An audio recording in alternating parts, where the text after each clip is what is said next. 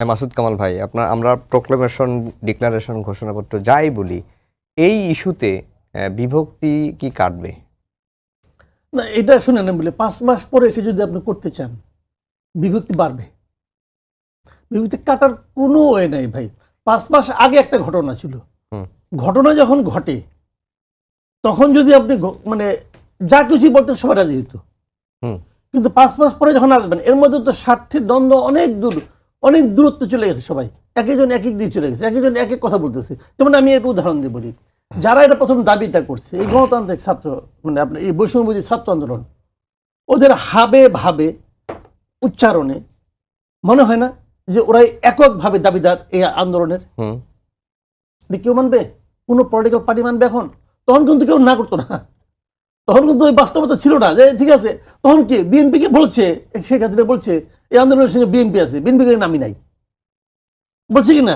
বলছে। কিন্তু জামাত কি বলছে, এর সঙ্গে জামাত শিবির আছে, জামাত শিবির কি বলছে না আমরা নাই, বলছে তো ভাই।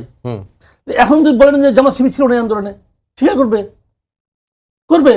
করবে না। কারণ একমাত্র বলতে পারেন আমরা গণতন্ত্র মঞ্চে 5ই জুলাই সমাবেশ করে বলেছি এই আন্দোলনের সাথে আমরা আছি, এই আন্দোলন আমাদের আন্দোলন, কারণ আমাদের ছাত্ররা সন্তানরা এই আন্দোলন করছে।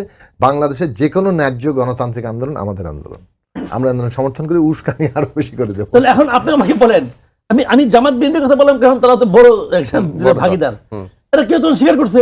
করে নাই। এখন বলেন, সবাই বলবে আমি ছিলাম। আমরা তো সম্পূর্ণ আমাদের নামটা প্রকাশ করিনি, বাট আমরা ছিলাম। তাহলে এখন দেখেন, আমি আপনাকে এখন বলবো যে আমরা কৌশলের কারণে বলি নাই। এখন কিন্তু এটা হবে। শুনুন, একটা কথা আমি বলি আপনাকে, এটা মাথায় রেখেন। এই জিনিসটা হলো কি যে এই যে 5 মাস পরে হঠাৎ তারা কেন অনুভব করলো একটা প্রোক্লেমেশন দরকার? দেখেন, যারা করছে ড্রাফট, যারা করছে তারা যে বোকা মানুষ তা না, তারা মেধাবী, কোনো সন্দেহ নেই। আমি ড্রাফটে যতটুকু দেখেছি তাদের মাথায় মধ্যে একটা চিন্তা আছে কেন তারা চাচ্ছে। কারণটা আমি বলি, এটা পেছনে যে তাদের কারণটা, সেটা হলো গিয়ে দেখেন, এক সময় কিন্তু এই অবস্থা থাকবে না দেশের। এখন যেমনি কোথাও গেলে পর আমি সমন্বয়ক বললে যে সম্মানটা পায়, এক সময় হয়তো আমি সমন্বয়ক এটা লুকাতে চাইবে। বাস্তবতা এরকম হতে পারে, দেশে অনেক কিছু হয়। এক সময় ছাত্রলীগ বললে ওসি সাহেব খারাই পড়তো, এখন ছাত্রলীগ বলে রিক্সাওয়ালা হাত নিয়ে আসে চর মারার জন্য। হয় না রে ভাই? এটা কি ছাত্রলীগ যারা করে, যারা কমিটিতে ঢোকার জন্য লাখ লাখ টাকা খরচ করে কমিটিতে ঢুকছে, তারা কি চিন্তা করছে যে এই ইনভেস্টমেন্ট আমার মাঠে মারা যাবে? চিন্তা করছে? হয় নাই তো। সময়ের ফের ভাই বড় খারাপ জিনিস। এখন ওনারাও এই জিনিসটা চিন্তা করতেছেন যে আমি তো এই কাজটা করেছি বলে দাবি করছি, এর কি পরবর্তী সময়ে কোনো আইনগত ভিত্তি থাকবে না? তারা কিন্তু এখানে বলেছে যে এই প্রোক্লেমেশনকে আইনগতভাবে বৈধতা দিতে হবে, মানে পার্ট অফ ল হবে এটা। তো তারা আসলে একটা আইনগত ভিত্তি চাচ্ছে, একটা আইনগত বৈধতা চাচ্ছে। এই আন্দোলন যেটা হয়েছে সেটা আইন মেনেই হয়েছে, যে জিনিসটা নাকি আমাদের স্বাধীনতা সংগ্রামের সময় হয়েছিল, মুক্তিযুদ্ধের সময় হয়েছিল। কাজে তাদের এই চাওয়াটা কিন্তু আমি অন্যায় বলি না, চাওয়াটা সঠিক। কিন্তু এখন তাদেরকে এটা কিন্তু খালি চাইলে হবে না, তাদের পাইতে হবে। কার কাছ থেকে পাইতে হবে? এই পলিটিক্যাল পার্টিগুলির কাছ থেকে পাইতে হবে। তো পলিটিক্যাল পার্টিগুলির কাছ থেকে পাওয়ার জন্য যে সম্পর্কের দরকার, সেই সম্পর্কটাকে তারা মেনটেন করে। দু একজন দেখেন তাদের কথাবার্তা শুনেন, মানে তারা তো কাউরই মানে না। তুমি খারাপ, তুমি কি করছো জানি, তুমি কিছুই করেনি, আমরা ফালাইছি, আমরা করছি, এই তারা বলে। ভাই, এটা পাইতে হবে। পলিটিক্যাল বাংলাদেশে ভাই, এখন আমি বলি এদেশের মানুষ এখনো কিন্তু পলিটিক্যাল। এই রিক্সাওয়ালা মতো পলিটিক্স বুঝে। আলাপ করে দেখেন, লেখাপড়া জানা পলিটিক্স আপনি আলাপ করে দেখেন, আপনি মানে 2 লাইন জ্ঞান দিয়ে দেবো, আপনি চিন্তা করতে পারেন না সে কি বলবে।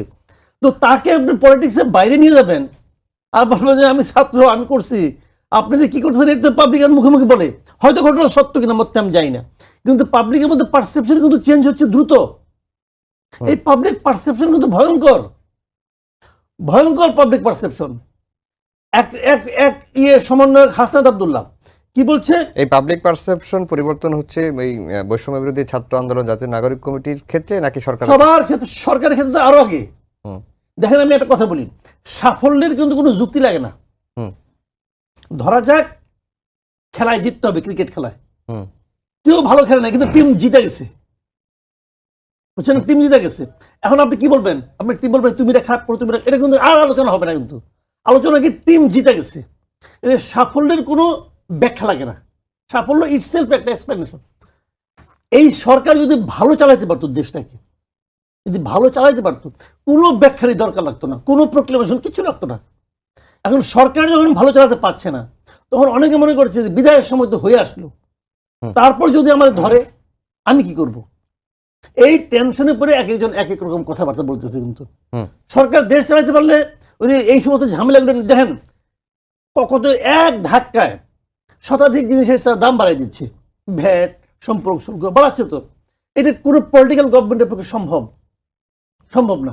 কেন? পলিটিক্যাল গভর্নমেন্ট জানে এটা যে আমি করবো, দুদিন পরে যেন আমি যাবো পাবলিক কাছে ভোট নেওয়ার জন্য, পাবলিক আমাকে প্রশ্ন করবে তুমি এটা কি করে বাড়াইছো। এদের তো কোনো জবাব দিতে কোনো দায় দায়িত্ব নাই। আমি বাড়াই দিলাম, আমার কোনো জবাব দিতে নাই, আমার টাকা দরকার, আমি টাকা আনবো, সবই ঠিক আছে। কিন্তু তারা যেটা করতেছে, এই এখন দেখেন প্রত্যেকটা ক্ষেত্রে আন্দোলন একটা বেরোচ্ছে। প্রথমে বাইরে হোটেল, তারপরে বাইরে ওষুধ, তারপরে বাইরেছে কাপড়, ধীরে সব বাইরে থাকবে। এবং অনেকগুলি জায়গায় সরকারকে আপোষ করতে হবে। এটা কি, এই যে বলছিলাম না নন সিরিয়াস টাইপের গভর্নমেন্ট, আবারও বলছি এই গভর্নমেন্ট নন সিরিয়াস টাইপের।